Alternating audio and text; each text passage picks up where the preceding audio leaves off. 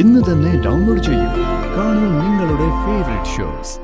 മൊത്തത്തില് എല്ലാം ഞാൻ എടുക്കാന്ന് പറഞ്ഞതല്ലേ? വീടെടുത്ത വീട്ടുകാരി ഫ്രീ എന്നൊരു ഓഫർ ഞാൻ വെച്ചിരുന്നല്ലോ.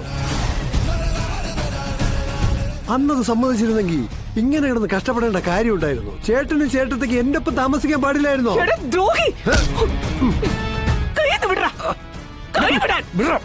ഇനി നിന്റെ അടികൊള്ളാൻ ഉപേന്ദ്ര മുഖം വെച്ച് തരില്ല.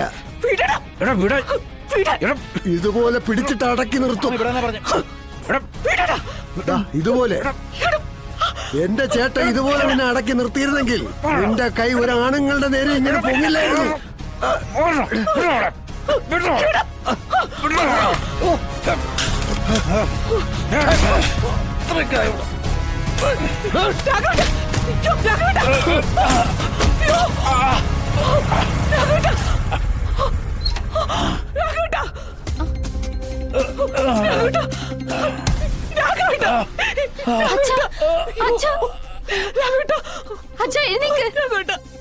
അയ്യോ അച്ഛാ,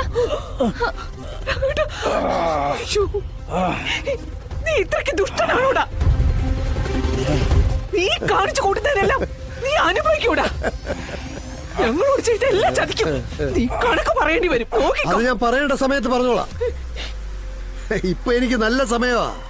നീയും നിന്റെ ഭർത്താവും കൂടി രാജാവും രാജ്ഞിയുമായി ഭരണം നടത്തിയിരുന്ന ആ കൊട്ടാരവും കൊട്ടാര മുറ്റവും ഇപ്പൊ എന്റെ കയ്യിലാ. നിന്റെയൊക്കെ അവസ്ഥ എന്താ? അച്ചപ്പവും കുഴലപ്പവും വിറ്റ് ജീവിക്കേണ്ട അവസ്ഥ. ശരിക്കും ഞാനിപ്പോ എന്റെ ഈ നല്ല കാലം ആസ്വദിക്കുക.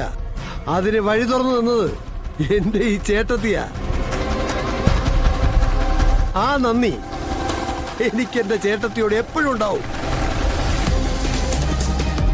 പിന്നെ ഒരിക്കൽ ആഗ്രഹിച്ച ആ ഇഷ്ടം വിടാതെ എന്നെ പിന്തുടരുന്ന കാലത്തോളം ഞാൻ നിങ്ങളെ ഇങ്ങനെ വന്ന് കണ്ടുകൊണ്ടേയിരിക്കും. അത് എന്റെ ഒരു സന്തോഷം.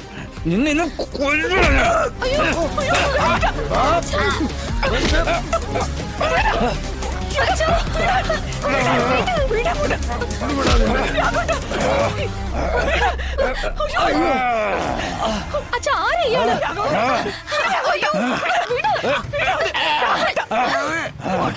ഇവന് വേണ്ട,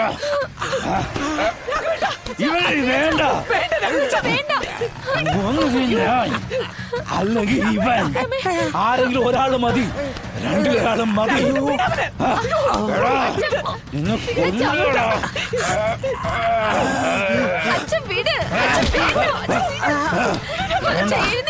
ഇവന് വേണ്ട, ഇവന് വേണ്ട.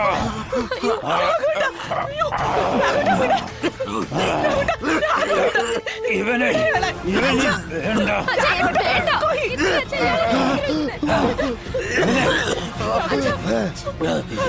ഇവന് വേണ്ട കാമേ. ഇവനെ കൊല്ലണം. എന്ത് പിടുത്തോ ചേട്ടാ ചേട്ടൻ ഈ പിടിച്ചത്? ഞാൻ ചത്തുപോത്തില്ലായിരുന്നോ? ഞാൻ ചത്തുപോയ എനിക്കെങ്ങനെ ഇടയ്ക്കിടയ്ക്ക് നിങ്ങളെ വന്ന് കാണാൻ പറ്റുക? അതെന്താ ചേട്ടൻ ചിന്തിക്കാത്തത്?